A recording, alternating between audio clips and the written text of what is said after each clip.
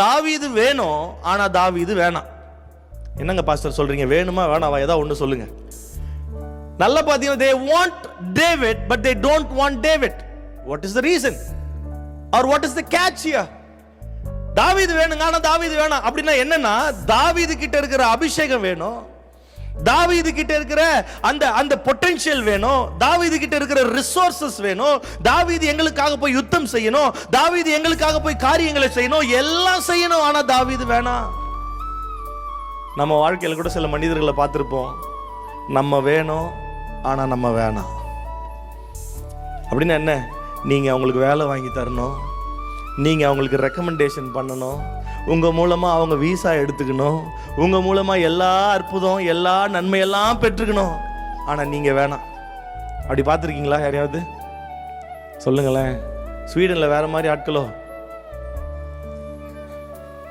நம்ம வேணும் ஆனா நம்ம வேண்டாம். அப்படின்னு என்ன? எனக்குரிய அனைத்தும் வேணும் ஆனா நான் மட்டும் வேண்டாம் அவருக்கு.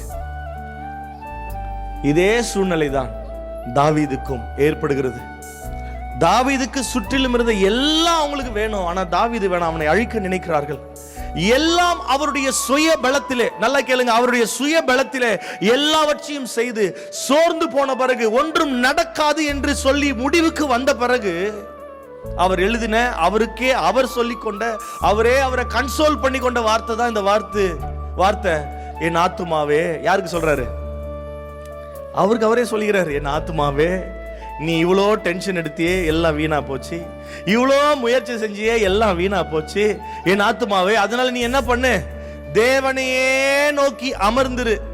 நீ நம்புகிறது அவரால தான் வரும்னு புரிஞ்சுக்கிட்டார். ஆமே.